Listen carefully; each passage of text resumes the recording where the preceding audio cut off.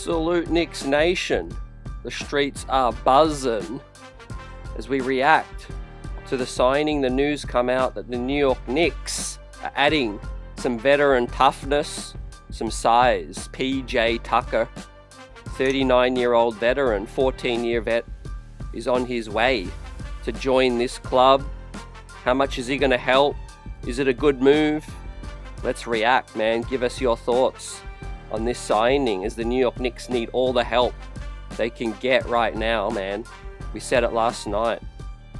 All hands on deck, right? And I must admit, this signing is going to be a little polarizing, I feel, because obviously the veteran signing, the Knicks fan base have been looking for potential TJ Warren, Moses Brown, Chuma Okeke. But there's been some seeds planted. Ian Begley been talking about PJ Tucker for over a week now. And the Knicks had a lot of needs to address, man. There's a lot of issues going on right now. Obviously, the JB injury has confounded some things, but toughness, veteran size toughness has been one of the biggest issues right now. Soft has been thrown about a lot. Recent play, the Knicks put in a tough effort last night on the second of a back-to-back. I criticized Tibbs for going 8-man rotation when, it was a overtime game earlier against LA, but they need more bodies, man. And this is a guy that Tibbs should trust. We don't know how much he's got left in the tank, but he's going to be able to play multiple positions. The 4, small ball 5, can rebound, can hit that corner 3, hit the corner J as well. As we're reacting, the Knicks beat. Christian Winfield says, you asked for toughness, you got it. PJ Tucker, man, he doesn't take a back step, right? He is the enforcer that this club's been needing. He'll step to dudes in the locker room. This guy won a championship with Milwaukee.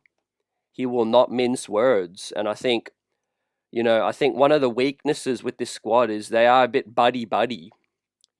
Villanova click, Karl-Anthony Towns, finesse kind of player. We did need a guy in that locker room that's just going to tell it straight. And obviously on the court, we'll find out how much he has left. But in terms of that, I already see some people in the chat. This is going to be, a polarizing kind of signing. But like I said, he's going to bring experience, toughness in the locker room. And as I said, on the court, we're going to find out.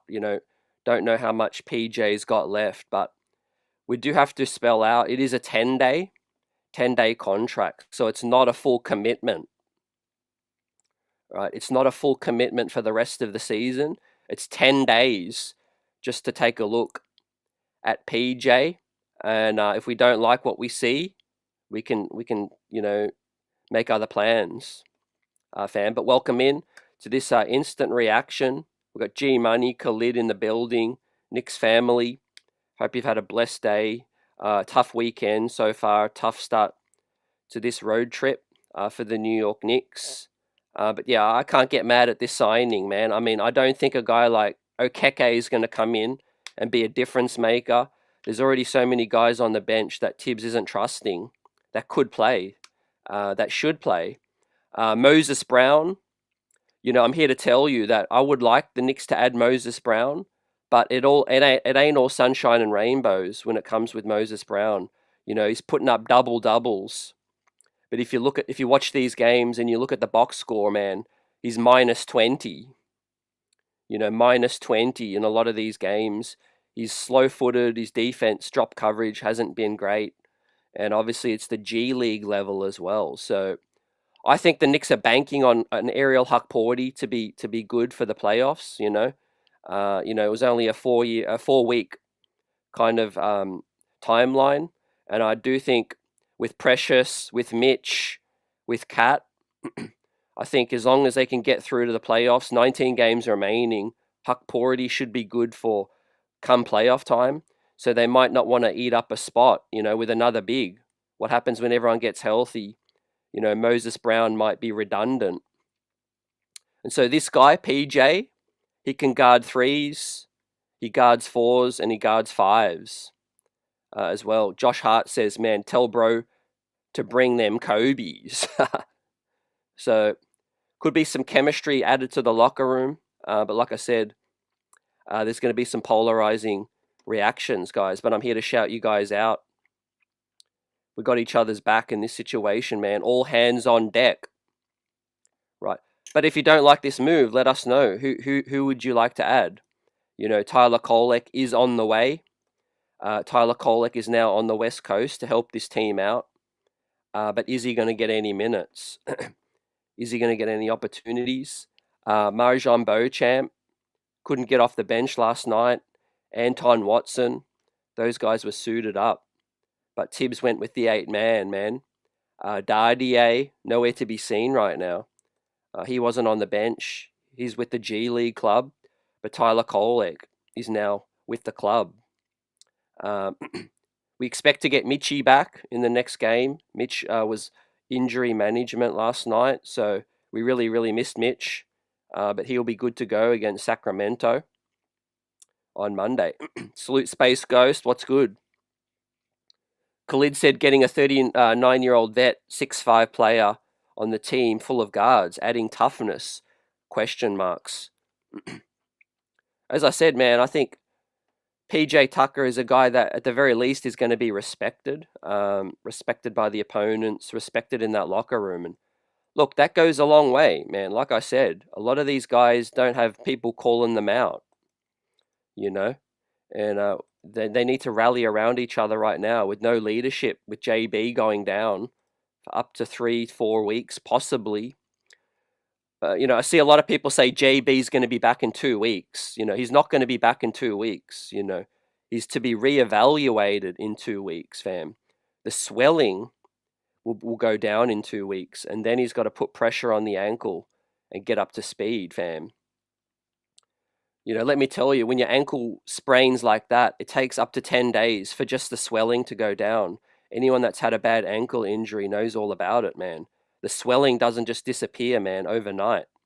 And then you've got to do your landing, jumping, sprinting, twisting and turning. Right? It's going to be 3 weeks at least. Man, I hate to be the bearer of bad news, but JB is not going to be back in 2 weeks. Fam, it was a severe ankle sprain. And once the swelling goes down, then they'll get further, reevaluation after 2 weeks. But the positive thing is he's going to be back before the playoffs, you know, whether it's in the final week, maybe the week before that. But yeah, you know, back to the PJ situation, you know, is his defense going to be any worse than Karl Anthony Towns? Absolutely not, you know, and so I think he's going to add rebounding. He can space the floor out. If he has got some, you know, something left back in his legs, 39 years old. But yeah, like I said, guys, 10-day contract. I think Leon Rose is getting a good look. And if he doesn't like what he sees, then they can always cut him, man. I think it's worth a shot.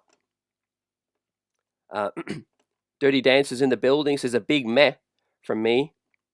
Yeah, until further notice, I can understand that. Shay, what's up? Says I like this move.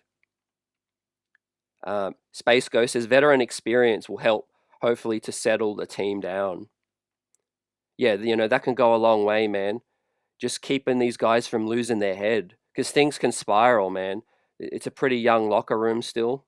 You know, a guy that will add rebounding as well. Jason M, what's good? Says, remember, it's only a 10-day.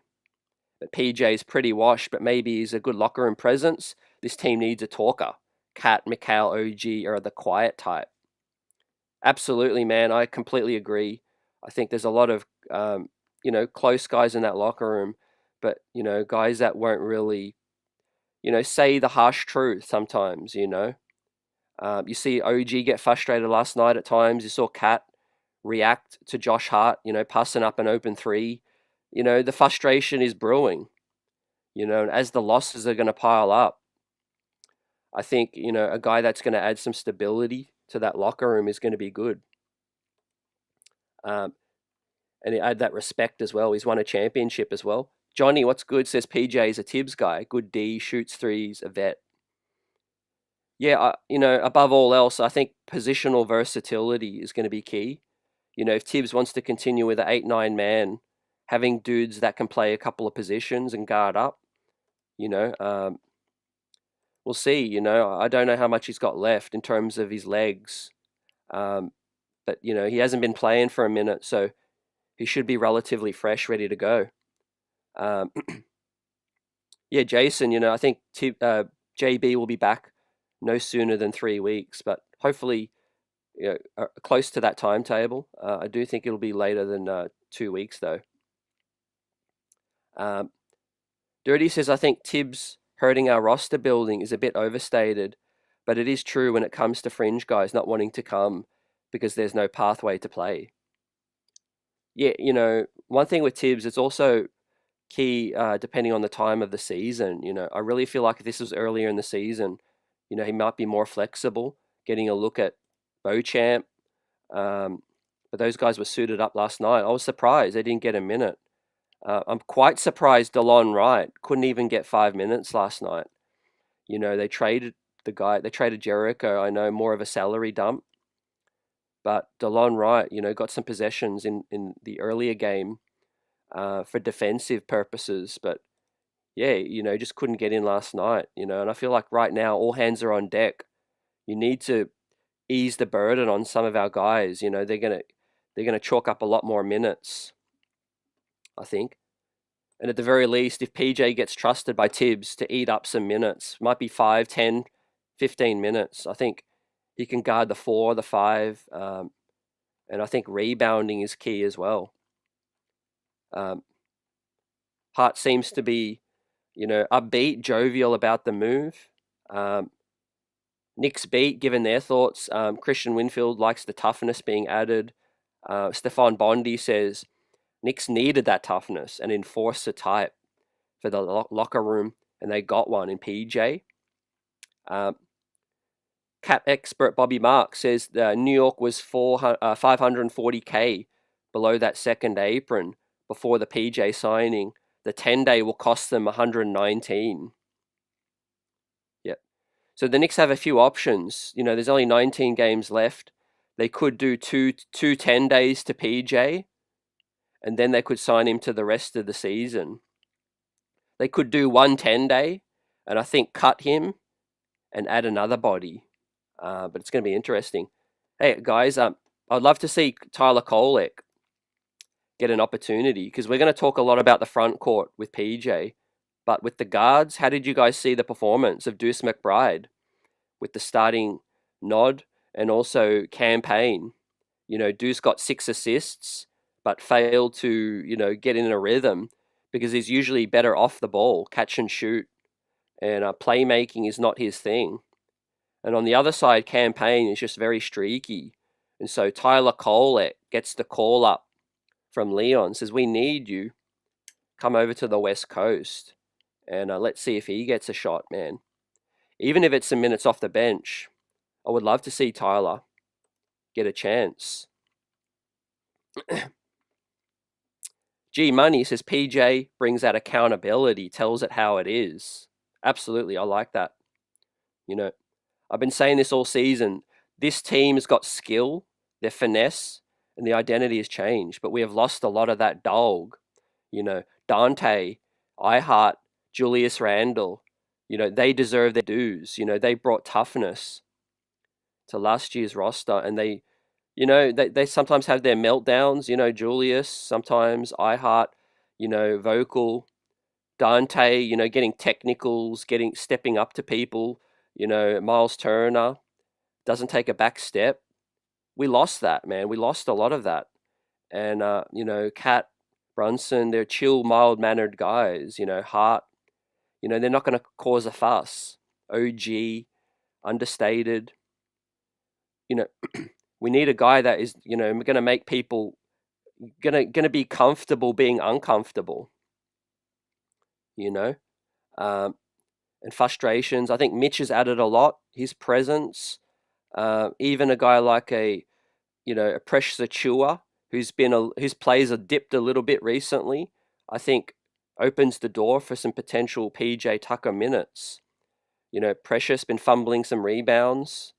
Got a lot on his shoulders as well.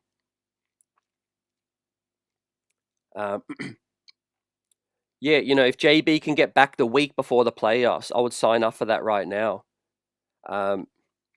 Let's see how that plays out. Reevaluated in 2 weeks, but hopefully he heals up like Wolverine, man. Sergeant Robert, what's good? Says Tucker will add toughness in that locker room. Autism boy, what's good? I see you. Hope all is well. 10-day contract for PJ Tucker. So yeah, it's a non-commitment. It's a chance to take a look and see how it flies. Brian says Morris would have been more greedy of a signing. Yeah, I don't think that the touches and offensive usage would be there for a Morris. I think we needed more of a glue type guy, a dirty work kind of guy. Heart's banged up. We need a guy like that. I think a guy that can eat some of the precious minutes as well. So I like this signing, to be honest. Obviously, it's not perfect, and I said at the top of the show, anyone that's just joining us, welcome in.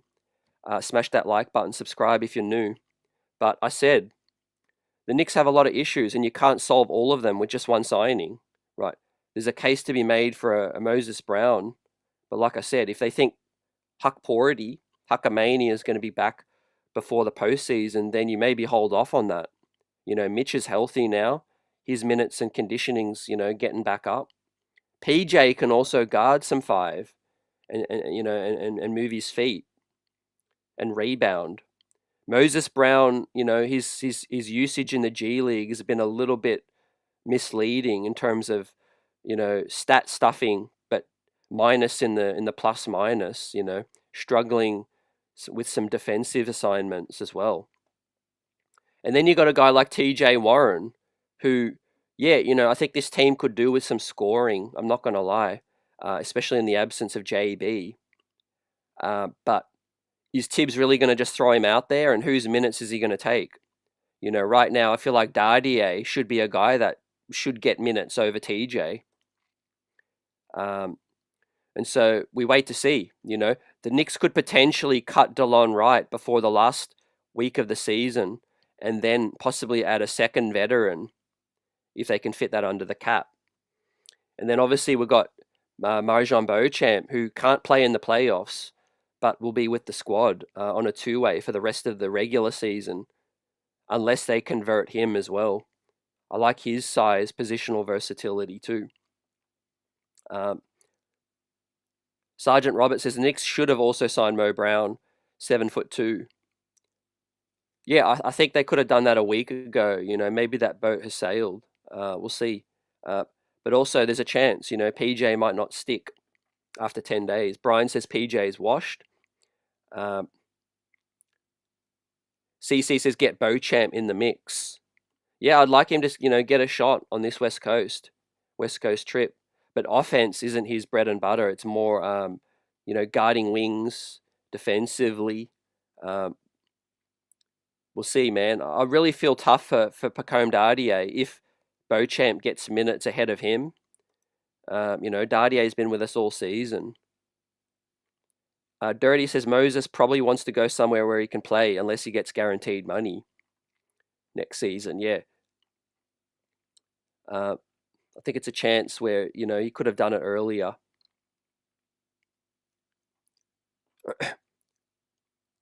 Elliot, what's good? Says Tucker is a dog for real. Yeah. Buzzer, I went through my last 19 games towards the end of last night, late night stream. Just to recap, great to see you as well. Hope all is well, fam. As Buzzer Beater asks, what's my prediction for the final 19 games? I think I last night I went through it, the very end of last night's stream, but I could predict 8 more wins comfortably. I hope they can get to 10, 50 wins. But I can see 8 more wins. That would get us to 48 wins. I think we can get 1 win out of this West Coast trip. And then I think after that, I think we can beat the Spurs, Charlotte, they're tanking, Washington, and then maybe Portland, Miami. So I think we can get 4 to 5 wins out of March. And I think I could see 3 wins in April if JB is back. Definitely I could see 3 or 5 wins somewhere in April if JB is back. But I would not hold my breath on getting 50 wins. It is going to be tough getting, just chill, Autism Boy. Shouted you out earlier. Appreciate the interactions, but yeah, just be mindful in the chat. Just be mindful in spamming. I appreciate everyone's input. Knicks won today. Says the little bro Beauchamp moves the right way. Javon says he's almost 40. He hasn't played for a few seasons, so again, he's not going to play major minutes. But man, if he can give us 10 to 15, rebound, be a solid locker room pro, that's going to be good. G Money says he can post up. Mongoose says teams were already done with PJ. Brian says Chuma should have been called up with Mo Brown. The only thing I got to say about that, man, I'm all for giving these young fellas a shot, but for someone who's watched a lot of the G League, fam, some of the box scores are a bit misleading, man. To step in from the G League to the big league and make a big impact, it's not as easy as it looks, man. It's not as straightforward. Man. I see a lot of Knicks accounts flipping out about Moses Brown's 2020 game, last game, but they failed to mention that he was minus 20 in the box score, right? They love to get the clicks. They love to, hype up a potential difference maker, but also you got to highlight the good and the bad, man. Moses Brown was 20-20 in the last game, but he was minus 20 in the box score. So defensively, he struggled at times, and I don't know if Tibbs is going to trust him. I just don't know if he's going to trust him, fam. Building Block says, whose minutes is PJ going to take? Precious Achua. I'll throw a name out there, man. Precious minutes has dipped a little. But let's see, man. Let's take it one day at a time. I think PJ's on the 10-day. He'll definitely be more valuable, as I said, as a vet, an unk in that locker room. These guys need some toughness, some guidance. Everyone just want to focus on court. There's a lot of issues in their locker room as well at times. When losing creeps in. Anyone that's been in a professional locker room knows that heads can drop real quick. And so I think Leon knows what he's doing. I think it's just going to galvanize the dudes a little bit more. PJ Tucker's respected, man. He's respected by these dudes. These dudes got to feel like, hey, we're getting some toughness in the locker room. Hart says, tell Big Bro to bring them Kobe's. He's won a championship as well. So let's see how it plays out, man. But they might cut him and then they might sign somebody else. But I like the fact that he can, at the very least, he's a defensive-minded guy, can guard some 3s, 4s, and 5s. And we'll see how that plays out.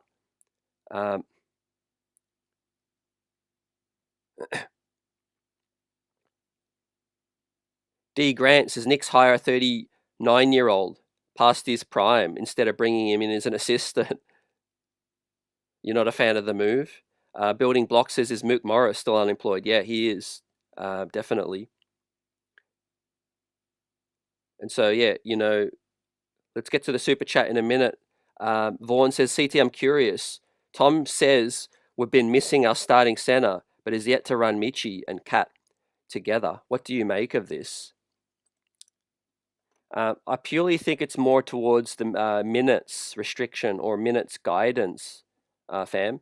I do think they want to make sure Mitch is healthy, for the playoffs, because that's where he's going to really make his maximum impact, fam, against, possibly Detroit, possibly against, Cleveland, Boston. And so, yeah, I do think, Tibbs wants to play Mitch more minutes, but he does look a little rusty still. And so, yeah, we're moving up. We're ramping him up. We've got a super chat, buzzer beater. Appreciate you. It says, my bad, I didn't stay up to see the show late last night, man. Man, I completely understand. Late night West Coast trip, tough back-to-back losses, man. Just the second time this season that the Knicks have lost 3 games in a row.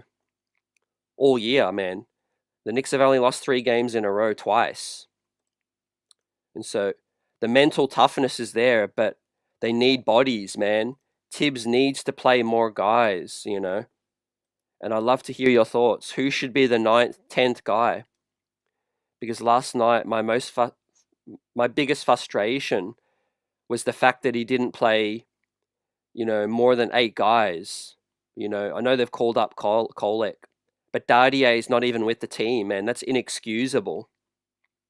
You got Anton Watson and Marjan Beauchamp suited up on the bench, at the front of the bench, talking with the assistant coaches. They didn't get any minutes, but Dardier is not even with the team. DeLon Wright was suited up. He couldn't even get 5 minutes, as a defender. Precious Achiuwa was solid last night. I'm not going to lie, but his play has dipped a little bit as well. And so I really feel like we need a little bit more wing size. We'll see. PJ might just be in here for a cup of coffee, help us out for 10 days and then be on his way. And then we bring up another guy.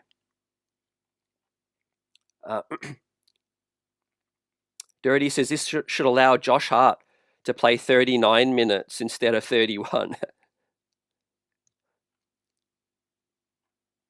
Ed, what's good? Hopefully now we can see Kolek as a point where Dardier should be playing now. Yeah. I'm frustrated with Tibbs right now, no doubt about it. His usage of the squad. Now's the time when it needs to be all hands on deck. Galvanize the players, give them opportunities to step up. What's the worst that can happen, man? We're in a free fall as it is without JB. And I think if you empower the guys, it could only help you for the postseason. Keep guys' minutes down, as the losses might pile up. We need to pull some positives, keep OG's minutes down so that he can be fresh for that playoff run. Think about the future. We are going to make the playoffs, so I'm not worried about that. It's just about getting to the postseason healthy and in a good frame of mind. There's nothing like losing and being completely physically exhausted like OG last night. He was frustrated. That's why I think adding a guy like PJ, if you think about this, if you're in that locker room, you're not going to be thinking, oh man, PJ's washed, what are they doing? If you're in that locker room, you're going to be thinking, okay, this guy's going to come in with experience, he might be able to help us out. If you're in that locker room and they sign Moses Brown, really, are you thinking like, oh man, this guy's going to come in and really help us? Tibbs is going to give him heaps of minutes. I don't think the locker room's going to think that way. They're going to be thinking, man, another young guy, he's just going to be, eating up another seat on the bench, all of that. But like Hart's reaction here, if you see that, the Knicks are signing PJ Tucker, you're like, okay, they're trying to help us out. They're trying to add another physical body, and try to help us out. Mongoose says, I'm looking at all those faces on the bench. I don't see a single difference maker to help us besides maybe Huck. I think with the younger guys, you don't know what you have until you trust them, I think Dardier, Kolek could help us out. D. Grant says, CT goes to show Tibbs is not communicating with his team to motivate them if you're bringing in a 39-year-old who's not played in a whole year. It could be a bit of that, man. I'm really curious to see how this PJ move plays out, because it's kind of Leon making his moves, and it's kind of Tibbs, doing what Tibbs does, and stubbornness. And so, yeah, I don't expect PJ to play major minutes, but we'll see. If Tibbs does trust him more, then at the very least, it's another body that I think is going to eat up some minutes. Uh, like Vaughan says, I'm definitely curious as to why he hasn't at least tried yet to play some of those guys 3 to 4 minutes, Cat and Mitch together. We did see a little bit, man, against LA. Last night against the Clippers, Mitch was out due to injury management.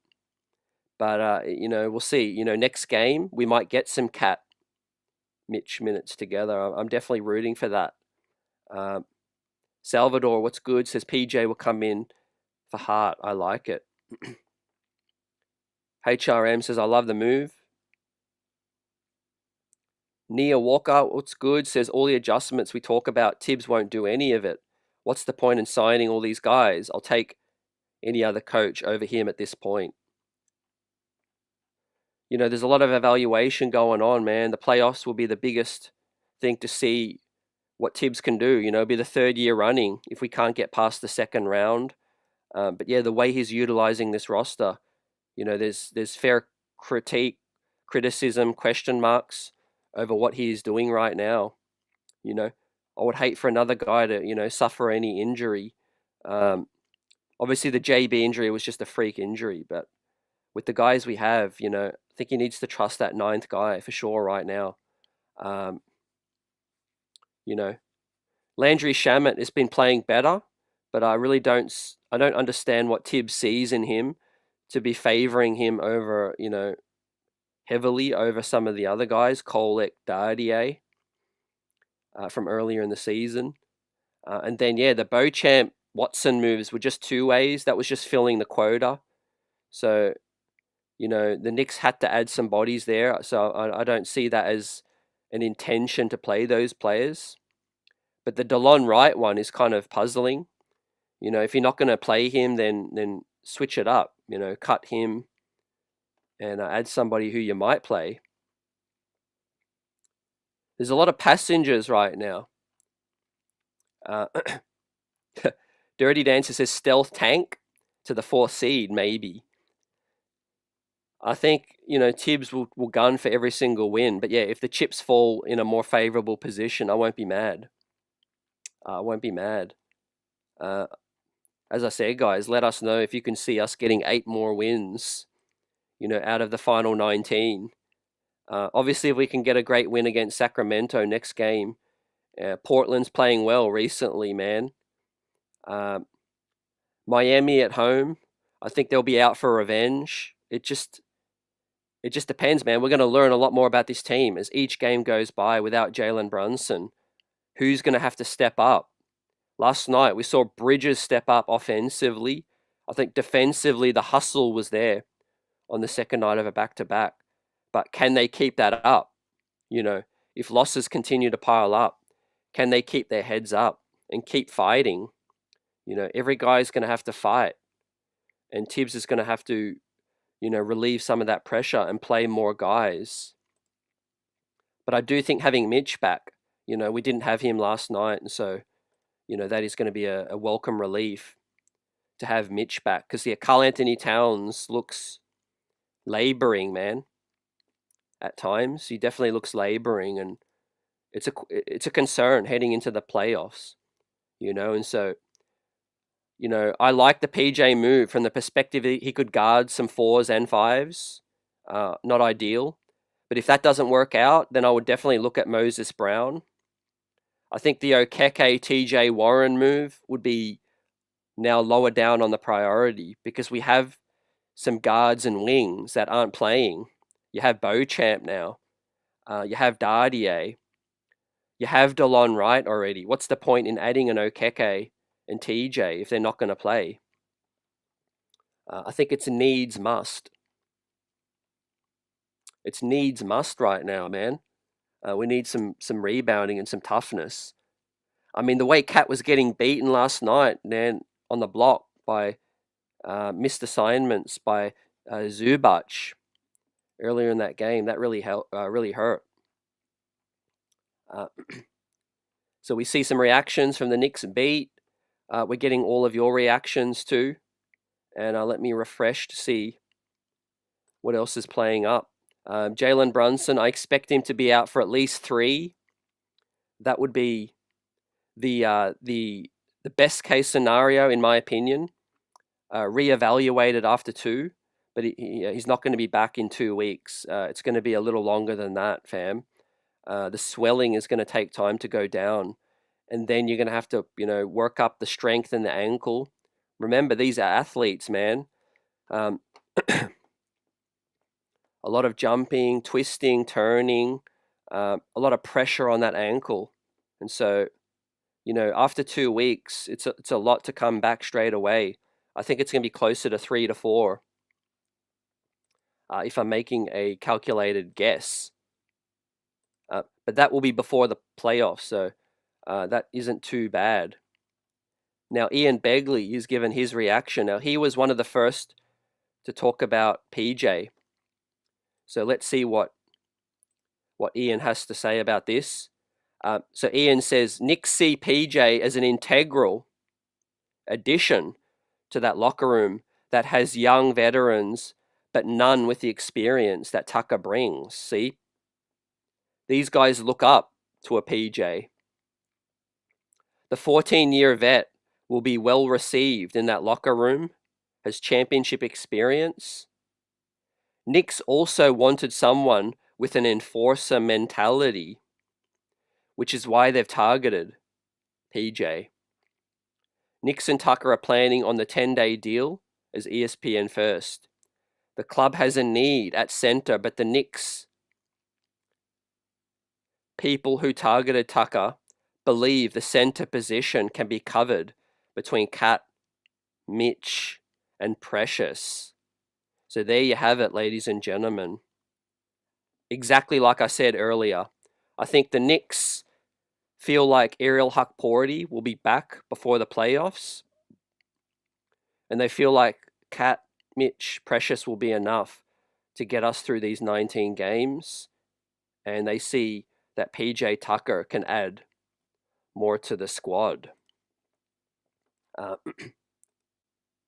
Buzzer Beater with a super chat right now says, you're right, cut DeLon so he can go elsewhere. That might just happen, man. That might just happen. I definitely feel like that should be the move. If PJ Tucker sticks around, I don't see a need for DeLon Wright, man. Give Tyler Kolek some minutes, and let's roll. Let's roll from there, man. Tibbs isn't going to play him. Brian Jackson says Cat is dealing with the mental and the physical ailments right now. Yeah, it's been a rough period, and I think he'll get right. I think he's going to have to step up with JB out, and I think it's going to build character, and it's going to build hopefully mental strength for the playoffs. There's going to be a lot of people feel like we're the walking wounded right now in the eyes of some of our rivals with Detroit. Let's say hypothetically we face Detroit. They're going to feel confident because we're looking like the walking wounded right now, and all these haters piling on the hate right now. We got Draymond Green talking reckless about that, Cat's absence and all of that, man. Those guys are going to meet when Karl Anthony Towns rolls in to the Bay Area at the end of this West Coast trip. We'll see how these guys step up. But yeah, really interesting what Ian's saying, man. He was targeted by the Knicks for toughness, experience, and well received in that locker room with the championship experience. Now, all that remains to see is how much is he going to play? Has he got any game left? Or is he really just going to be a Udonis Haslem, man? It's not going to be the worst thing in the world, but I do think we need guys that can play minutes. But, it's a 10-day contract, so let's see, man. Johnny's in the building, says Marjan Beauchamp gives me Alonzo Trier vibes. That's interesting, man. How so? Let us know. Different kind of players. One's a wing. Alonzo Trier is more of a fill-it-up guard. I think Mook Morris could have been that kind of respected veteran in that locker room that could give us something as well, but something has to be up with him. Something has to be up with Mook Morris. I don't know why he hasn't gotten picked up. As Nia says, Tibbs' stubbornness, inflexibility hurts this team. But I really feel like there's blame that can go around in different areas. Leon Rose pulled off a big blockbuster right on the eve of the season and didn't leave enough time to, add some depth. But then I did feel like I said last night, he didn't do enough at the trade deadline. A lot of people said, oh, stay pat, don't shake things up too much. But I really feel like in this situation now with other teams being aggressive, the Knicks missed an opportunity at the trade deadline, to really make some bigger moves, solidify, a 9-man rotation with more depth. The Jericho Sims move was basically just doing him a favor and a salary dump. But even then, we could have at least got 2 second-round picks instead of a DeLon Wright, who's not going to play. But again, this move, if it doesn't work out, it'll be some criticism coming his way as well. But it is just a 10-day contract too. So I am a little puzzled over the Beauchamp deal. Khalid said all it is another guard signing that's not going to travel with the team. It's a situation where PJ can rebound. He's a bigger than a guard, but yeah, 6'6". He can play some small ball 5. Dirty says I do like Watson and Beauchamp over Ryan and Toppin. Yeah, definitely. Those are an upgrade, for 2 ways. And look, if they're not a factor until next season, I'm cool with that. Like you said, yeah, Matt Ryan and Toppin have had their opportunities, but they're done on the 2 ways. But yeah, I would like them to get an opportunity right now with some bodies going down. Eddie says meet our new point guard. He's only 39. Look, Kolek hopefully gets a chance. PJ is definitely not a point guard. He's not going to be playing any point guard. Yeah, look, a lot of people have said this team is soft, right? And they have a fair point. The Knicks added toughness, and some people are still not happy with the signing. There's always going to be some, various situations. People look at things differently. I respect that. I understand, man. PJ Tucker is not going to solve all of this team's problems. People are going to have to step up. It's not going to change a whole lot. But you also can't address all of our problems with just one signing, fam. Right now. That's why I said you missed an opportunity at the trade deadline. The trade deadline is the chance before the playoffs to make a real upgrade. Cleveland got aggressive. They made a difference-making move to get DeAndre Hunter, man. They're the type of moves that win you a championship. I'm not going to lie. Opportunistic, home run type trade. And Leon Rose does a lot of passive moves at the trade deadline, The Jericho Sims one, I thought he could have done something more. That would have really galvanized the locker room and given us a nice boost. But again, I think he's kind of wanting to see how the rest of this season plays out and maybe make some wholesale changes in the off-season. Eddie says he is for Tibbs. The PJ move definitely reeks of a lot of Tibbs. We'll see. Tibbs loves his rebounding. But yeah, PJ should be in uniform for the next game. We obviously have a break tomorrow as well. We can get some practice in. Guys can chill a bit today. Hopefully clear their minds, reset. We've had 2 games now, or 1 game without JB. And guys got to reset, Hopefully Tibbs can spread the minutes around. I'm not optimistic about it. But with Kolek coming across, Hopefully he can get some burn. Hopefully Shamit can get some more minutes, even if it can lower Hart and OG's minutes. As I said, I think this team can pull off 8 more wins at least. And whether we get into the 4th seed, we are going to get to the playoffs. So I think Captain will return in the nick of time, just like the Avengers played out. And hopefully we can, build some mental fortitude, resilience, and make some noise, man. A lot of people will count us out, man. There'll be a lot of shade, a lot of doubt thrown, onto this squad as the losses pile up without Brunson. But hopefully we can stand up, man, and see what some of these guys have, because the narrative can change real quick, right? Let's say Mitch minutes go up and he really starts to look like the Mitch that we know.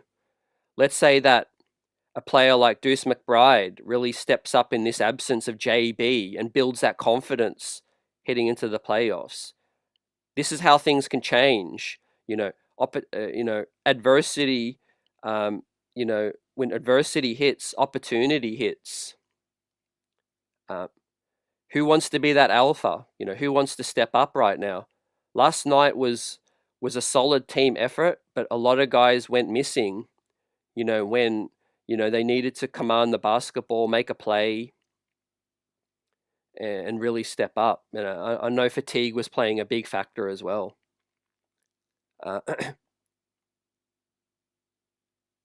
Nia says the 3rd seed is hollow. I hope we just get out of the first round. Yep. Buzzer Beater says, CT, you beat the other YouTubers with this news. So, hey man, I'm a Knicks fan first and foremost, and I love chopping it up with you all. There's breaking news. We come on, we chop it up as well, and I appreciate you. I'm really locked in for this season. No matter what, man, I'm locked in. I'm strapped in. We'll see how things play out, man. There's going to be turbulence, but hopefully we can get to the other side, man. We are going to learn a lot about our guys. So, the Autism Boy, salute. It was a great pickup by the team as a whole. Yeah, you said it. You said it. Margaret says Deuce was very disappointing, and I hope Kolek plays. I hope Kolek can get a shot. I think Deuce, first game, without JB, I think he'll settle down into a bigger role. But I do think, Deuce's game is best suited off the ball. So yeah, get Kolek those reps, get Campaign playing off the bench still, and let Deuce McBride rock alongside another point guard. Maybe some Deuce Kolek minutes. That could get the fan base really excited. Those two playing alongside each other, some youthful energy. Some guys that can step up. Kolek's playmaking is legit, and hopefully he can really step up. He's built for this moment. He's 22, big college career. He's been Brunson's kind of understudy, apprentice. And now's the time that he can hopefully show what he can do and hopefully step up. Because, Campaign and Deuce struggled last night. But I am taking it with a pinch of salt because last night, was second night of a back-to-back. Tibbs just didn't, play an extra man. But the fact that they've called up Kolek now is hopefully a sign of things to come.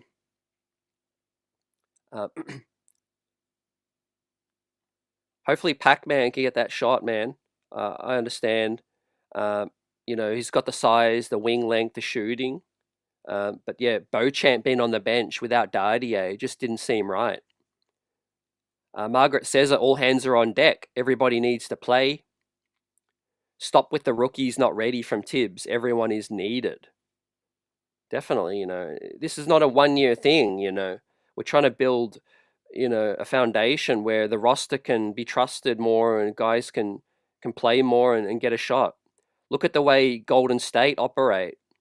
They got that guy, Quentin Post. I never heard of him until I seen him play against us last week, earlier this week. And then they got guys, banged up. Kerr trusts more players. But yeah, as I said, guys, I would temper the expectations with the G League guys. I don't think an Okeke, Brown, are necessarily going to, mean the difference. I think Kolek and Dardier should be well ahead of them, man. They're better prospects, and they're signed to multi-year contracts. We need to invest. We need to invest in them, man. I did go on a little bit of a rant about towards the end of last night's post game about our chances in the future, about developing and the importance of getting a guy in the first round that can be a big time player for you, and winning a championship. If you look at all the teams that win a championship, most of those teams had a big time player that was drafted. Now the Knicks have taken a different route. There's no RJ, there's no Quentin Grimes, there's no Quickly, there's no Kevin Knox. There's nobody in the first round that we drafted. No Kristaps. But our two most loyal tenured Knicks that were drafted, homegrown, are Deuce McBride and Mitch. Those guys were hits, but they were in the second round.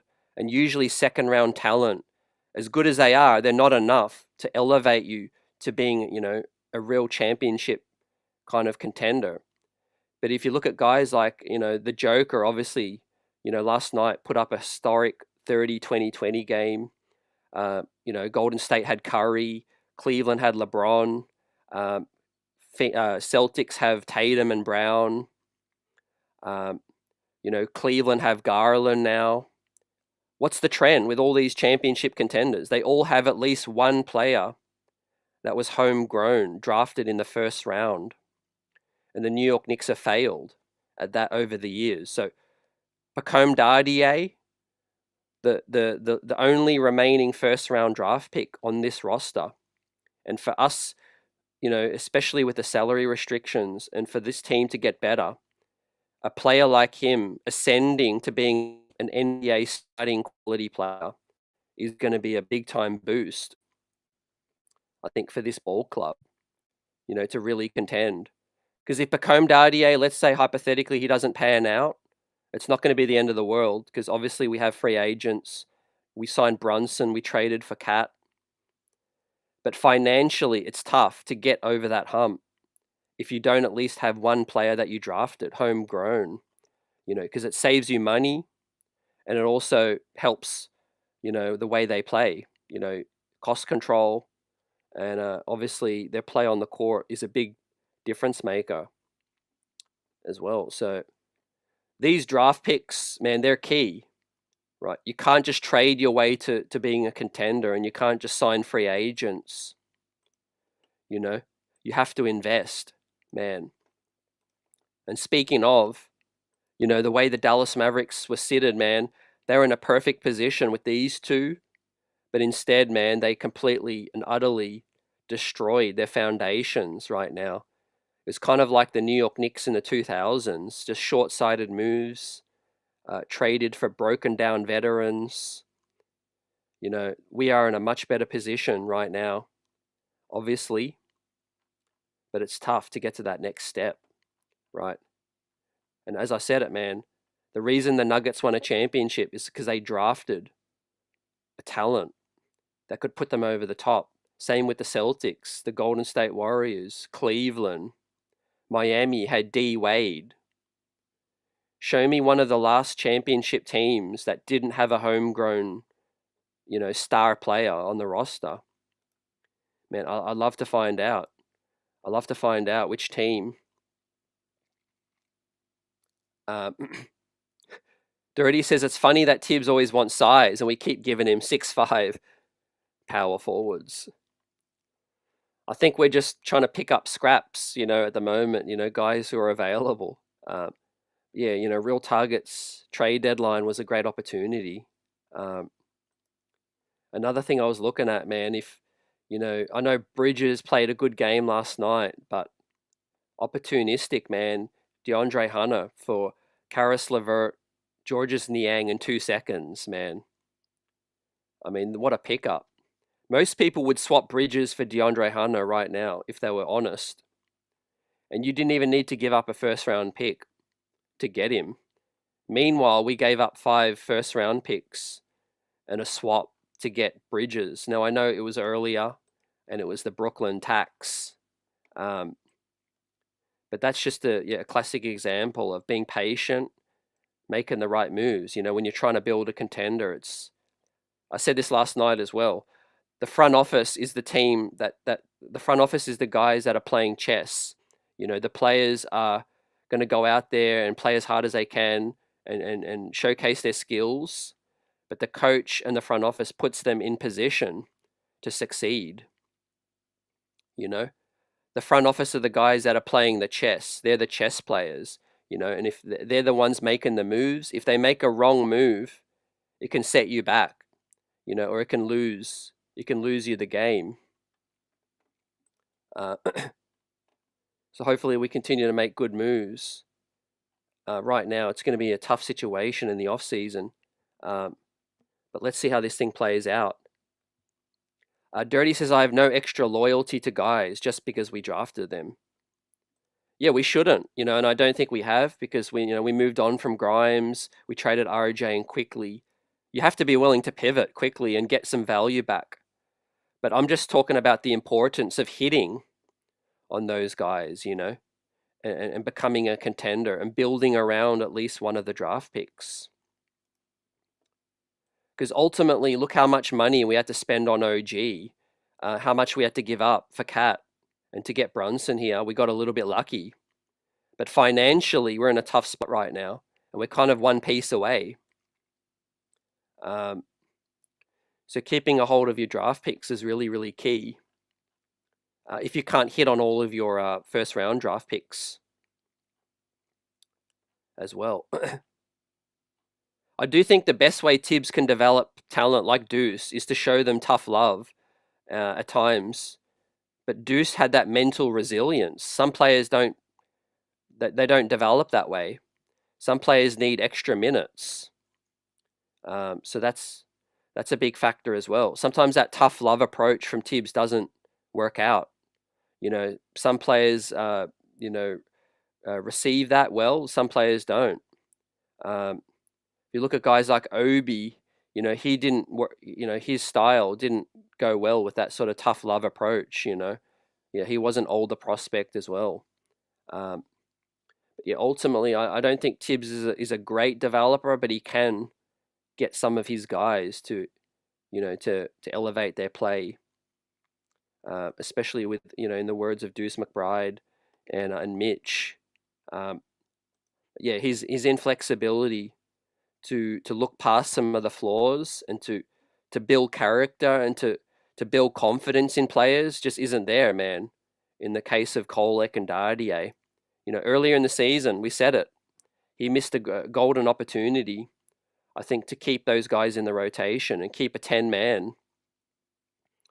Think of how much confidence a guy like Kolek would have right now if he stayed in the rotation, even if it was kind of like 6 minutes, 5 minutes, and just be playing constantly, building up that, those reps. Yeah, Eddie says, I agree. Tibbs is playing checkers.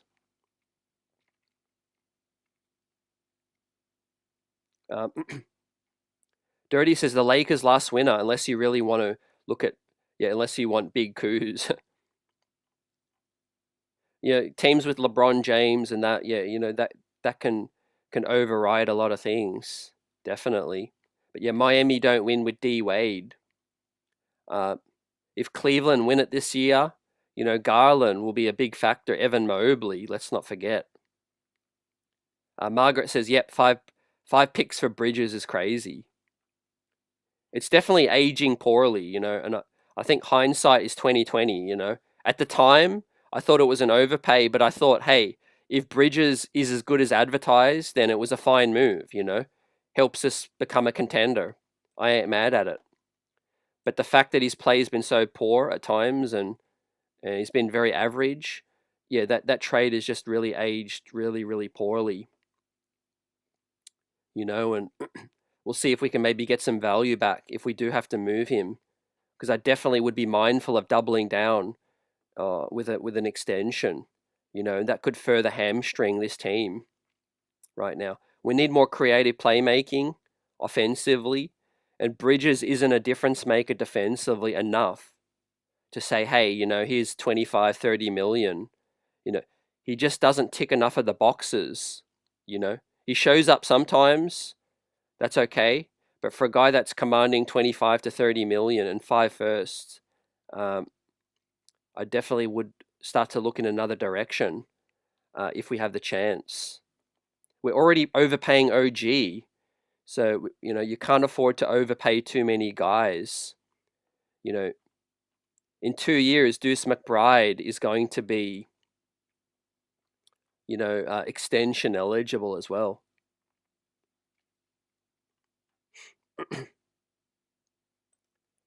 Vaughan says, I agree. CT Dardier can't be any worse than Shamit. Yeah, it's about having future planning as well. Go through the short-term pain, long-term gain. Tibbs just keeps these rookies, in the doghouse. Yeah, they're going to make a few mistakes, but that's why you play them, small minutes, but keep their confidence up. Keep building on that. I think earlier in the season we had a real shot to play these guys. How much confidence are they going to have now if we have to throw them out there? And we look at the minutes. Josh Hart, knee soreness, Cat, knee soreness as well. So yeah, let's get it on Monday against the Kings. I think it's a must-win. Mitchell Robinson will be back. Kolek will be in uniform. PJ Tucker will be there as well, I think, on the bench. Second game without JB. Who will step up? Will it be Deuce McBride? Will Bridges have another good game offensively? Karl Anthony Towns has to step up. He has to step up. Margaret says I would not give him an extension. And Dirty says on that, if we lose him for nothing, it's a disaster. You pay him and move him if you need to. I think, yeah, that's the sensible part. You sign him to maybe a more friendly number, hopefully elevate his play, and then you make a move. Or you get lucky another way and you move Mikal Bridges to the bench. Hart and Bridges off the bench. Maybe Dardier in, 18 months shows that, he's an NBA starter now and, he's lighting it up. Length, defense, size, shooting. Maybe you get lucky that way. Or maybe you can use your mid-level exception and get a really quality, shooting guard that can fill some of that void. Maybe you can find a way to get Dante DiVincenzo back on this roster, man, and play next to Jalen Brunson. But yeah, optics, we are going to have to take a hit, man. Bridges might need to come off the bench eventually. I don't know if he's the solution starting.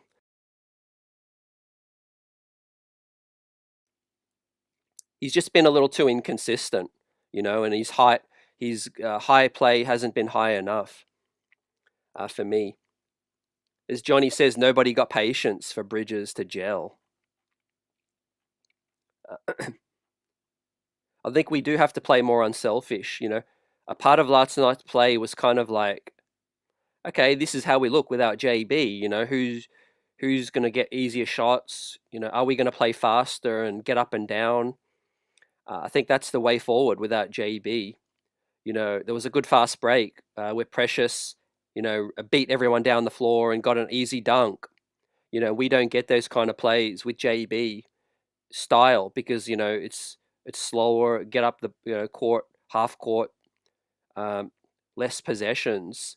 But with Kolek, with Payne, Deuce, let's up the tempo and get guys easier shots and get into a rhythm. OG's been playing really well offensively. Mitch has been, looking better each game. Hart and Precious Achiuwa dipping a little bit.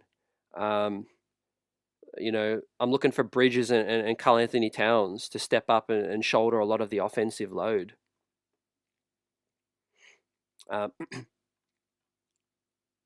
A lot of the issues about Bridges too are mental, fam. He's been, you know, avoiding contact. He's been getting into great positions into the paint and then, fading away, taking a step back. Last night, he got 6 free throw attempts, his season high, and that's no coincidence without Brunson. He was a little bit more aggressive. Now, we need to see more of that. We need to see him keep doing that.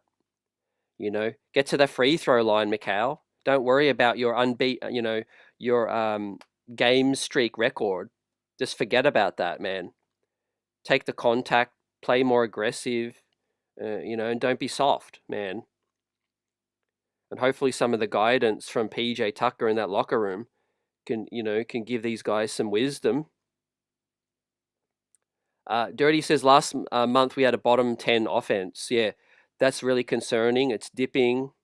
I think Karl Anthony Towns is definitely looking a bit more, a bit more tired, with the knee conditioning as well.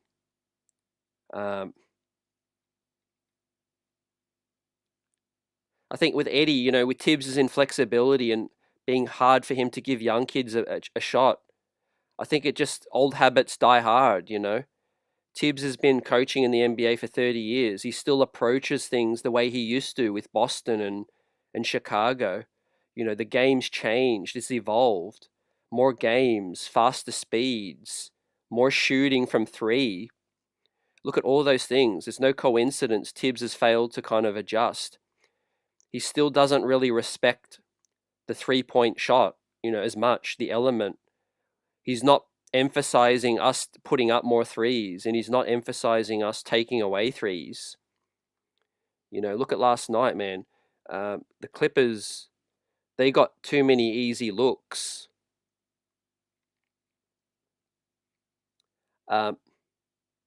HRM says this should be a shot at Tibbs. Leon saying you need another voice with this signing.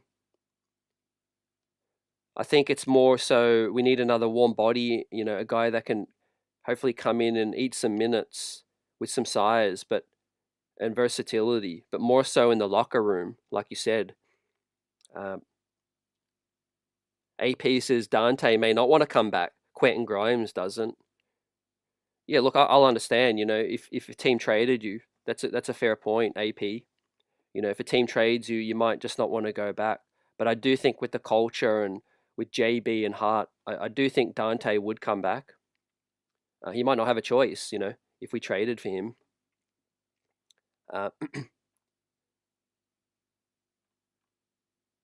Dirty Dancer says he's too easygoing. He should throw a fit. How we use him standing in one spot all game. And I wish Mikal had some RJ selfishness. Yeah, I feel like I'm not giving up on the Bridges thing, right? You can criticize him because he's been well below expectations. But in terms of the upside, he can play better. I think Willie, I don't know. But next season could be better because first year could have been, adjusting to the expectations, the new offense, all of that. Maybe he has a heart-to-heart in the off-season and he comes back motivated. That's a real possibility. But I think we're kind of expecting Bridges to be someone he's not. He's not as physical in a defensive wing as you want. And offensively, he shies away from contact. And he's kind of above the break shooting isn't good enough. He's good from the corners, but the pull up from above the break threes are a concern with the jump shot as well. We really miss Dante DiVincenzo's just above the break, floor spacing from 3. I think that made our offense tick. Tendrell, what's good? Says, I agree. Knicks need more up-tempo, fast breaks. With Mitch in there, he can help facilitate with his defense. Cam, Hart, Deuce always look to run, which I absolutely love. Yeah, we have to use this opportunity now with JB out. Last night, 95 points. That's going to be our biggest challenge in winning some ball games is to just get our offense going.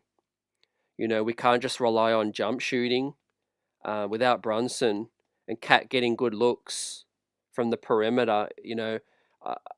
we can't fall in love with the jump shots, contested shots. We have to get fast break buckets.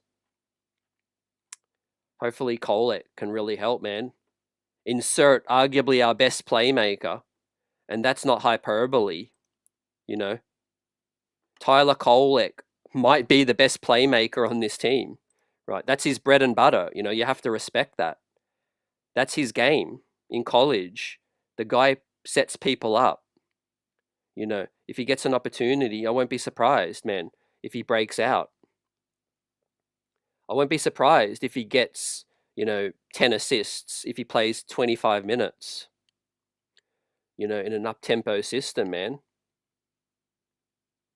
I could imagine a Tyler Kolek playing in like a D'Antoni system, kind of like Jeremy Lin, high pick and roll, Mitch lobs, whipping passes to the corner shooters like Josh Giddey does.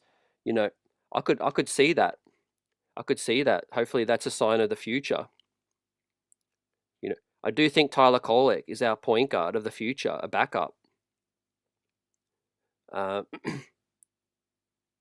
He can play up tempo as well. G Child says if they're willing to sign an old washed up player, why couldn't they sign TJ?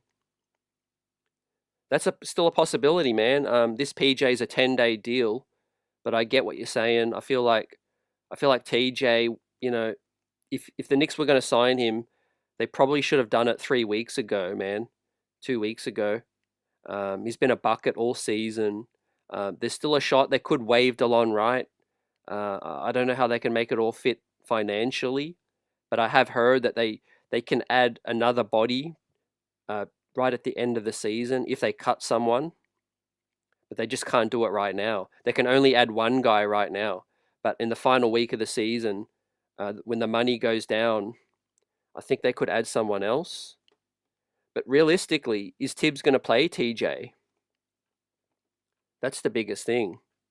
That's the biggest thing as well. And I know we're trying to go as far as we can, but the difference between a PJ Tucker and a TJ Warren as opposed to Pacome Dardier offensively, Pacome should deserve a shot as well. He can stroke it. He's shown that he can be a solid defender. He cuts well off the ball as well. Angel says it's hard to move on the offense when JB dribbles the air out of the ball, and I'm a Nova, JB, Josh Hart, Bridges fan. I think stagnation, Tibbs' read and react offense, it doesn't allow players to sort of get into a permanent rhythm, I feel, because each play. So the premise of that Tibbs' offense is reading and reacting, right? But you got to react to what the defense has given you, and that could be different every single time. And so I feel like we need to run more set plays. Like last night, we got Bridges downhill, running off the curl. He knows he's going to get the shot. He can get into a rhythm. Our read and react system is predicated on JB just creating an advantage out of something. And you kind of feel for the players. I know OG spoke up. Remember about 4 weeks back, OG spoke out. Yeah, he basically said it unprompted. Like, I wasn't getting my shots for a minute. Now I'm getting my shots. So he understands. Sometimes OG, he gets froze out with this read and react system. And it ain't easy to just stand in the corner waiting for a shot, and coming off a screen, and hoping that Brunson can get downhill, kick the basketball out. I feel like we needed to get guys more involved, and that's basically why I feel like we need a new coach. It's one of many reasons, right? The minutes police and Tibbs's inflexibility is most fans' biggest issue. But my thing is X's and O's. You can't beat the best without good X's and O's, good play calling, and the ability to outcoach other coaches. Comes down to that, man. In a 7-game series, You could have the perfect roster that's fresh with good minutes, peaking at the right time, the heavens blessed, with health, but you still might not be good enough if you don't have good X's and O's, Let's say Tibbs played everybody good minutes and we were fresh, we were healthy. His X's and O's still might not be good enough, His system isn't good enough, I think, to get this team over the top. Ultimately, look at the difference Kenny Atkinson's made with Cleveland. I mean, JB can coach, because he's gone over to Detroit, and they're a good club. They got a good point guard now with Cade. They deserve their shot. But Kenny Atkinson has basically changed Cleveland's style as well, and made them a better ball club. Michael Drake, what's good, says, bring up Warren, sign Brown. I don't know if those guys are going to make a big difference, but I hear what you're saying. Margaret agrees Tibbs needs to go. Get someone more modernized. Steve says this team doesn't need locker room help. They need on-court help. They need both, Steve. I completely feel like they need both. And one signing can't fix everything, I feel like we have enough talent on the court that can step up, but Tibbs just isn't using this roster to its best capability. And look no further than Ariel Hukporti. Let's not forget about that story this season, right? How many times did Tibbs have an opportunity to play and try Ariel Hukporti, and he failed, and we lost some close games, that Detroit game where we were like out on our feet, and he still wouldn't throw Hukporti out there. And then he tries Hukporti, and he can help. We've seen that he helps, and he can do a job. But all the time he was playing Jericho Sims. So that's a classic example of the talent is there, but Tibbs just doesn't see it. At times, Tibbs just doesn't see it. And Leon will give him different players, but he just doesn't know how to get the best out of them in certain occasions, 007 Angelo, brother, great to see you. I'm well, hope all is well with you. I'm strapped in for this season. Still, it's going to be box office to see what happens. But obviously we have to weather this tough stretch. Says, beginning of the season, I thought we could make it to the finals. Now I'm not too sure. We need to find an answer, or it's back to the drawing board until next season. Man, 007 Angelo, I feel like this team is going to learn a lot about, itself with this stretch without JB. And you can't be a one-trick pony if you want to win in this league. And I think we're going to learn a lot about our chances this season and next season, because God forbid if Brunson misses more time at some point in the future, we're going to be back in this same situation. And so let's learn from it now, and how we can get the best out of it, man. And how is that? One suggestion I would make is to play Kolek. One thing that you can't make up for with Brunson is the scoring, but one thing you can substitute is playmaking. And elevate other guys' scoring. Bridges can put up 40 a night. We've seen it. Get him in rhythm. Get him going. Forget about the campaign experiment. He can go up and down.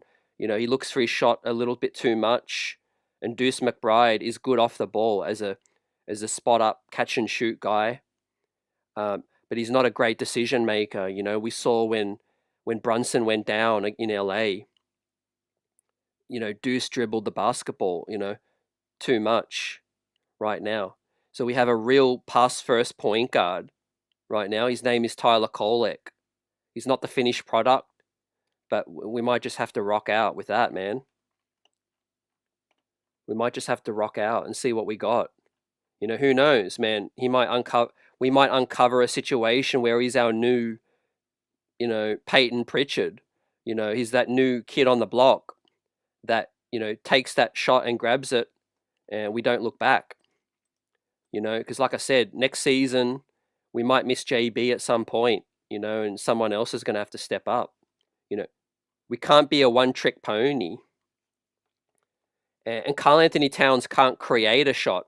As much as I love Cat, and is a good pickup, you know, he's a good play finisher, like I described last night. You know, catch and shoot in the post, top of the key. You know, quick decisions. Cat, straight line drive. You know, he's a play finisher, but he can't create a shot. You know, we need a point guard to set the table. What's up, Julian? Geraldine in the building says, you know, I've been saying that about Tibbs for a while. Tibbs is not the coach to get us to a chip. Yeah, I feel like Tibbs has set the table nicely for the next guy to come on and take us to that next level, just like Kenny did with Cleveland, you know, this season. Margaret says, I don't want Tibbs fired. I just want him to look at these rooks and give them a chance. I want Tibbs to make adjustments. I think that's up to Tibbs. You know, he has to show that he can do that. You know, maybe it takes a heart-to-heart with Leon Rose, you know, in the off season, you know, to see, look, this season was a building block. How can we evolve, you know? Because sometimes you have to be willing to take a hit to evolve and get closer to the goal. You know, I'm sure it was tough for Cleveland to move on from JB because, you know, he got him close. And I'm sure it was tough for you know, other teams, Detroit, to move on, you know, and make upgrades. You know, Dirty Dancer says Tibbs treated Huck like he was some 19-year-old and he played big games in tough leagues and he's 22. Yeah, absolutely. You know, if there's one thing a coach has to do is know their personnel, know what they're capable of doing. Otherwise, they're, you know, it's a derelict of their duty, you know. And I understand there's less practice time, but, you know, that's what your assistant coaches are there for, you know. You should be leaning on them. You say, hey, you know, what's this guy showing me in practice? You know, what is he capable of? You know, these guys should have known, man. That's the thing that I said about earlier about Tibbs' development style. He can develop players, but at a slower rate. You know, he's kind of that tough love, old school. You know, you have to earn it. You know, veteran gets the opportunity before you, even if that veteran is in a MASH unit. You know, even if that veteran's 40 years old. Or they're Keith Bogans, you know, Elfrid Payton with no jump shot. Jericho Sims, you know, that's his sort of inflexibility, you know. And that's why a Kenny Atkinson is just a better coach. You know, he's willing to give that, you know, the younger players a shot. Yeah, Tendrell said this in the comments. You know, I think Tibbs is actively trying to get fired. I think Tibbs loves this job. I'll be surprised. But look, who knows? He's late 60s now. You know, at some point you're going to want to enjoy retirement, man. Sit back and be like us, man. Just be a fan. You know, the stubbornness is crazy. But I feel like Tibbs, above all else, he ain't listening to enough people. He's got William Wesley. He had Johnny Bryant there. He's got the captain, Jalen Brunson, who I'm sure has made suggestions, you know, to him. I know for a fact, you know, Brunson, you know, spoke highly of Huck Porty, you know, saying, hey, you know, give him a shot. You know, every time Brunson played minutes with Huck Porty, he was the one that found him in the pick and roll. You know, the pocket pass, the alley oops. You know, Brunson would find guys. You know, like Huck Porty. But yeah, he couldn't get a shot over Jericho. I think. You know, to make matters worse, he went to Huck Porty, then he went back to Jericho, then he went back to Huck Porty, then he went back to Jericho. You know, only to go back to Huck Porty again. Now his usage of Dardier, Kolek, and recently DeLon Wright has been an issue for me. That's definitely been an issue for me because we need more. You know, we need more younger legs, guys that can run up and down. You know, and create some offense.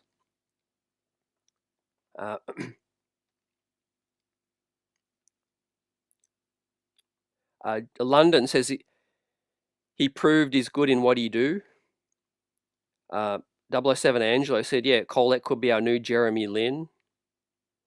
A lot of our players have got different skill sets, man. They can shine with other systems, other coaching, definitely. And I believe that Bridges is a better player than what we've been seeing.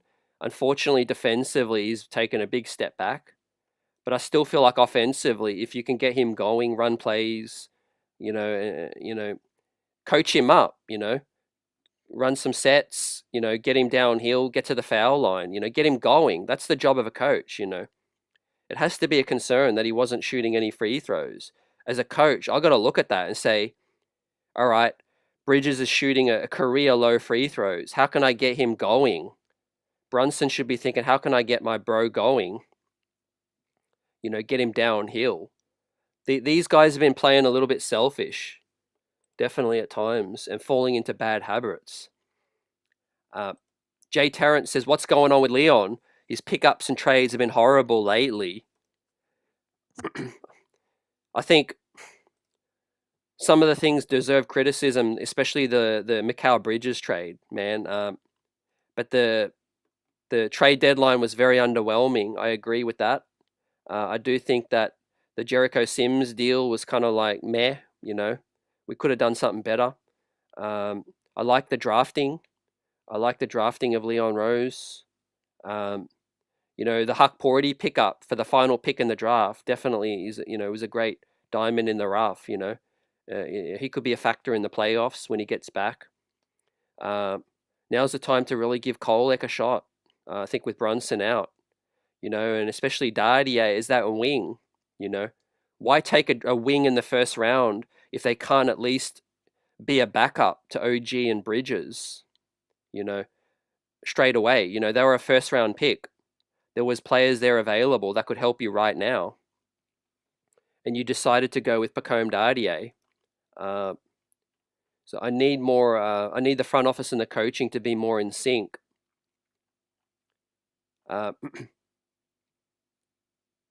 Buzzer says, I hate it. We never kept Larry or Mike. I think Larry definitely was a toxic situation.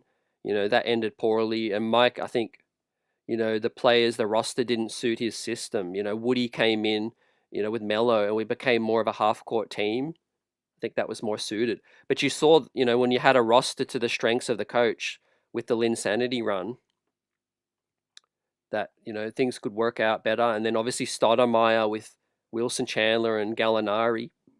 That was a good set before, with the coach before Melo came.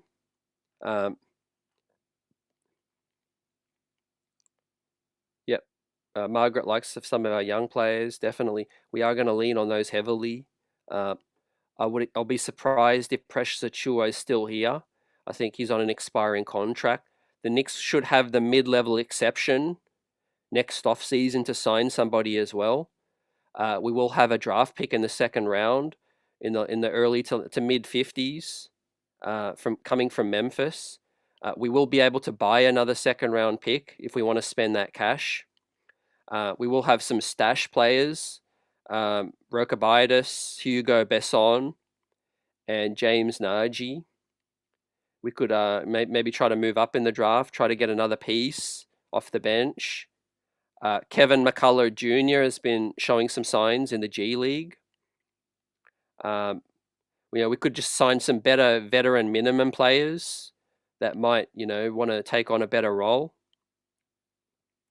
It's going to be interesting, I think we will be healthy in the big man department. I think with Karl Anthony Towns, Mitchell Robinson, and Huck Porty, coming into his second year, I think that's a solid foundation for a three-man center rotation. And then maybe we use the mid-level to sign a wing that can shot create. Kolek takes a step up, get him some summer league minutes, get Dardier summer league minutes. We take a step up that way. It can't be a one-trick pony. We need internal development, internal improvement this off-season. We don't have the cash to splash, to make another big signing. if we are going to pull off a big trade, it's going to have to include a major salary like OG or Mikal. The Kevin Durant rumors are going to be out there. Giannis Antetokounmpo. Like I said last season, last night, I've heard for some people around the Brooklyn team that are hearing that Giannis Antetokounmpo really likes that situation. He wouldn't mind playing in New York, so I don't know how realistic that could be. But Kevin Durant is definitely going to get traded. So it's going to be very interesting, man. But we need better internal development.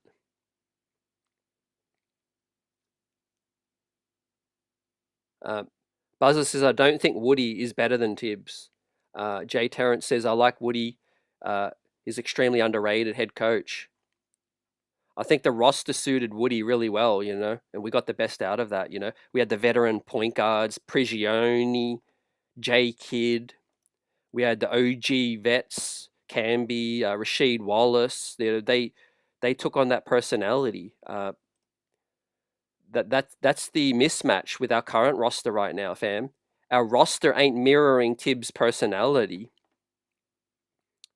right now. I think that's something to really look at, guys. Our identity changed with no Randall, no iHeart, and no Dante. You could make the case that they were three of the biggest Tibbs guys on last season's roster. You could make that case. Definitely iHeart. He embodied what Tibbs wants and does. Julius Randle was Tibbs's guy. And we don't get to where we were last season without Dante DiVincenzo. And Tibbs lost all three of those guys. So you could look at the front office to say, hey, you take ownership of that. But I believe to be successful, the roster has to mirror the personality of the coach. The styles don't match right now. We're not a gritty, grind you out team, defensive minded. We're not that right now. And we're not even get up and down, get easy offense either. We're kind of stuck in the middle. We are great because of a great individual talent, Jalen Brunson, who can just make something out of nothing. And outside of that, man, it's a kind of weaker East. Look at the teams that are underachieved in the East this season. Not to say we don't deserve to be where we are, but Milwaukee's underachieved. Indiana, Miami, Atlanta, Orlando, Philadelphia. So many teams have underachieved this season, man. So we have to capitalize. Geraldine says it doesn't matter who we draft or pick up. Tibbs is still our coach, and we're not going to win that chip. I think he set the table, and I hope maybe we make a tough decision in the off season, or Leon makes that tough decision, and we get some fresh voice and ideas in here, and trust our roster more and play to its skill sets. Angel says, I like our team. Tibbs has to utilize better. Bridges, OG are being held back. Huck Porty needs more minutes as well. Yeah, definitely, man. Huck Porty has added that toughness as well that he showed when he was healthy. The size, the rebounding. Mitch has definitely been a welcome addition. We're going to need those guys for the postseason, man. I'm not sold on Precious Achua. He's quite polarizing. I like Precious. I like Precious. He's a cool dude. He's got the moxie. It was a solid depth addition in that trade. But what I said at the end of that Indiana series, when the Knicks lost in heartbreaking Game 7 to Indiana, he didn't step up in that game, man. I was willing to give him another opportunity, and he's been solid at times this season. But I kind of lost a lot of stock in Precious Achua after that Indiana series, in Game 7, when OG went down, Hart went down, OG got, Precious Achua got schooled by Pascal Siakam, and I didn't see enough toughness. I didn't see enough toughness come through with Precious Achua. So he might move on. He might move on in the off season. We'll see. But I don't think it's kind of a coincidence that we've added a guy like a PJ Tucker. I think the Knicks still feel like that power forward spot and an interior kind of presence could help the team. And we'll see how that plays out, man. Salute Jeremy. What's good? Buzzabita with the question: do you regret the Knicks not getting Spider? I wouldn't say regret, man, but I do feel like it would have been a good move. I do think we would have figured it out. Brunson alongside Spider. I really feel like we would have tried to figure out a way to make it work. He's just definitely a generational type talent, man. And yeah, I do think that would have put us in a better position right now. Obviously, you keep JB, you still have to get JB, but in the case of Mikal Bridges and what we spent to get Bridges, obviously you take Spider out of Cleveland. That's another nemesis that is not in your way. It's a fair question to ask, man. Definitely a missed opportunity. I'm happy Spider got the bag, got an opportunity in Cleveland. They were opportunistic, and it worked out for them, man. We took a swing with Bridges. It hasn't worked out so far, but we'll see, man. We'll see. I'm still not sold on Cleveland, right? Yeah, you might think I'm crazy. You might agree with me. I'll believe it when I see it with Cleveland, man. You fool me once, fool me twice.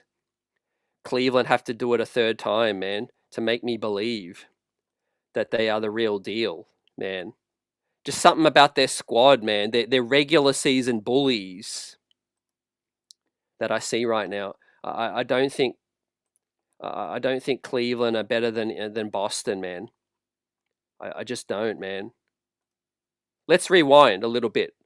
Let's take you back to earlier in the season when the Knicks first played Cleveland. Don't just look at the recent game against Cleveland that we got blown out, right? There was still, different circumstances in that game. But the first game against Cleveland at MSG, we had a chance. We should have won that game. We were in a commanding position, and we basically let go of the rope. And late, Cleveland went on a run. Huck Porty had that monster slam that was ruled out. They called him for the clear out. But the Knicks were in control, man. I might go back, actually. I want to go back on my league pass, man. I'm going to go back and watch that game. And I'll give you some updated thoughts when we do the post game next on Monday. But I'm going to go back and watch the Knicks Cleveland game earlier in this season at MSG and just look at how we matched up. I don't even know. Maybe Kolek played some of that game. It'll be interesting to see the box score from that one. But we've only played Cleveland twice. We play them 2 more times. It's going to be interesting to see. But yeah, great question, Buzzer. Appreciate you for the super chat and the buzz tonight, man. Keeping it real. It's a multi-layered thing, with Spider, because if Spider's not on Cleveland, they're not a contender. They're not even close. And so yeah, that was a home run for them. It'd be us in Boston. It'd be that's it, man. The coast would be completely clear between us and Boston right now.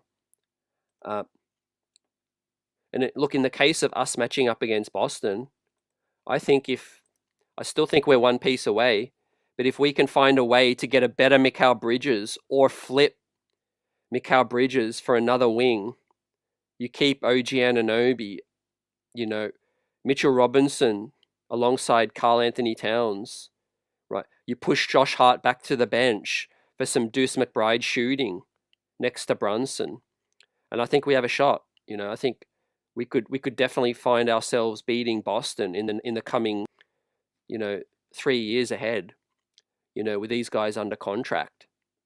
But the jury is still out on Mikal Bridges. Can we make an adjustment? On that note, man, 007 says, my biggest disappointment in Bridges, maybe he shined on the Nets because he was playing point, generating the offense. Yeah, I think he's failed to fit in as well as he should, and everyone should be looking at ways to get him going. The trade happened, it's done. Right now, the focus should be on trying to get the best out of Mikal, and that should be the coach first and foremost. That should be Jalen Brunson first and foremost. Get a healthier shot diet of getting Bridges going. I think a more engaged Bridges defensively will come from more engaged offense. There's no reason Bridges can't be at 18 points per game night with solid defense. We might have to play him off the bench a little bit as well. We might have to be willing to adjust. Eddie says, I disagree, CT. Cleveland will give Boston all they can handle, and they added Hunter as well. They are legit. The Knicks have regressed from last year. I definitely think Cleveland have improved. Don't get me wrong. I think they are going to give Boston a great series. What I mean by I'm not sold on them is I just feel like the regular season is inflated how good they are. That's all I'm trying to say. I do think they are clearly the second best team in the East right now. They deserve to be where they're at. But I just feel like there's going to be a regression when the playoffs hit. And I'm going to bring up the standings right now because there's a real possibility Cleveland face a tough series, in the first round. And that could give them a real test. Cleveland's going to finish number one. They're 8 games clear of number one. So right now they are going to face the winner of a play-in, right? And it could be the Bulls. It could be more than likely the Bulls, Magic, the Hawks, or the Heat. It could be one of those teams, man. I do think if Orlando come into, with a chip, they could make it real difficult for Cleveland. They've got the bigs. They've got the bigs that can, but they've suffered a lot of injuries. That's their issue. Now for the Knicks, if we did slide down to 4, and we're only 3 games ahead of the Bucks, we would face the Pacers possibly in the first round instead of the Pistons, man. And we would avoid Boston in the second round, but we would play Cleveland in that second round, man. To be honest, I would probably prefer that. I would prefer to play Cleveland in the second round as opposed to Boston, man. Cleveland, we have a bigger shot. We just do, man. There's ways we could slow Spider, we could slow down Garland. Whereas I think slowing Boston down is going to be a hell of a task, especially with the first 2 games on the road. But Cleveland, psychologically, with Mitchell Robinson, 2 more games to play, just like Dirty Dancer said in the beginning, maybe a slip down to the 4th spot could be the best case scenario for the New York Knicks, man. And if we don't win enough games, that could happen, man. You still get home court in the first round with the 4th seed as well.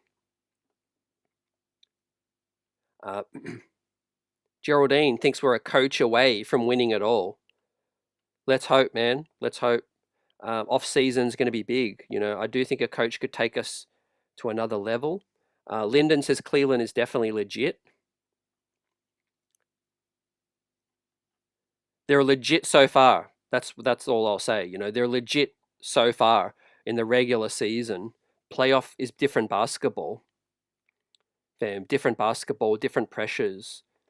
But man, I've said this before. I think they hit with the DeAndre Hunter move, man. That was the second biggest move of the trade deadline, outside of the Luka one. Definitely, of course, man. But yeah, you guys are on fire tonight. It's been a great stream. The PJ Tucker move is the biggest news right now. the second biggest storyline is right now is how can we adjust to life without JB, Tyler Kolek. Will he get a chance, man? Will Tibbs continue to be stubborn, running these guys into the ground, 8-man rotation? How tired are we going to look in the next game? That's going to be big, man. Make sure you join us post-game live on Monday against the Kings. I think that's our best chance to pull off a win.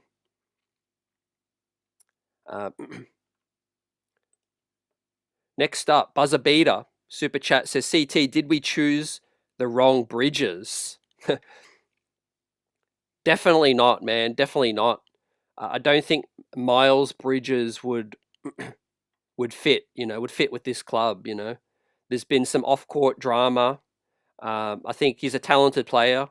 But even then, I don't think he's as good as, he's not as good as Bridges defensively. And I think we're just not getting the best out of the Bridges that we traded for. But I think he's still the better Bridges, for me. Me personally, I still think he was the better option, fam.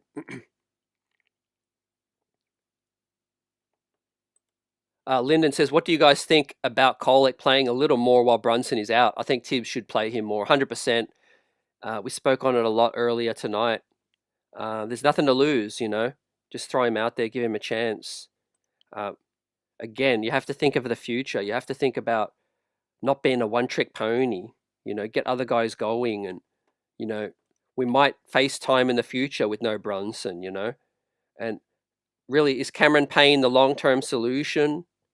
Absolutely not, He might be a solid veteran for us right now, but he's not the long-term solution. Why should we put all our eggs in that basket? If I'm thinking about the future, invest in Kolek. Deuce McBride, he's better playing at the 2, in my personal opinion, right? He got 6 assists, but, he's a little rusty playmaking. He's not, that's not his game, man. And so, yeah, Kolek signed me up. Let's see what happens, man. PJ's in the building. That's the big storyline from tonight. PJ Tucker is a New York Knick. Caught me by surprise a little, but I'm kind of not surprised after the rumors. The Knicks front office looking to add some toughness, some experience, a respected voice in that locker room, man. We can't overlook that. There's a lot of guys that might drop their heads. Some guys might lose their heads, and lose their cool with some losing now with JB. Don't forget Karl Anthony Towns is still grieving over the loss of a family member. Hart, close to his boys as well. His boy Macau going through it. This locker room needs a boost, man. PJ Tucker's going to come in here, man, and be a loud voice in that room. There's too many quiet voices in that room, man. And we need some dogs that's going to bark. They could be barking from the bench or the court, the locker room. We'll find out. But it is a 10-day contract. If there's a better option, the Knicks can still pivot. So overall, I'll give this signing a B+ so far, man. I'm higher on it than some. But, depends on also how much he's got to give, on the court, 39. But again, he's not going to play major minutes. If he can spell OG at the wing, Macau and the perimeter guard up a little bit, consistently for 15 minutes, then, I think it'll be well worth the risk. So yeah, I think I'm anxious to see how it all plays out as the New York Knicks will resume their play on the road. West Coast, Sacramento up next. We have to steady the ship. 17 games above 500 now, but Milwaukee making a run. Indiana within breathing room. Let's see right now how the New York Knicks can get back some momentum. Maybe JB is going to come back a little sooner. Let's hope. 2.5 weeks, perhaps. Maybe, some guys step up and it comes up in the blink of an eye and JB's back. but we will have Mitch back in the next game as well. So I'm happy about that. And I'm interested to see who he starts, you know. Does he start Deuce McBride again at the point? Or does he go another option? Does he go Campaign? Does he pull a rabbit out the hat and start Tyler Kolek? That could be interesting, man. Tibbs has done some crazy things before as well. You know, starting Keith Bogans and Alfred Payton and these things. So let's see, man. Appreciate the love in the chat and the energy tonight, the passion. Knicks family. Let's get it. Buzzer beater for the super chats. Great chat from you tonight, man. Big up. AP. Michael Drake says CT, I give PJ Tucker a B+ as well. Jet Life for Life says Cat needs to demand the basketball. 100% agree. Big Dave says I prefer Dante versus Bridges. Yet the toughness can't be understated, man. We lost some toughness with Dante, Ihart, and Julius, but we've added a bit more toughness now with PJ, right? Hart's excited. Hart seems to be excited about the move, man. He's reacted to the move and says, PJ Tucker, man, bring all them Kobe's. We all know PJ Tucker's famous for his shoe collection, man. Hopefully he can be more famous for helping us, man. Hopefully he can help us. Let's see, man. 10-day contract.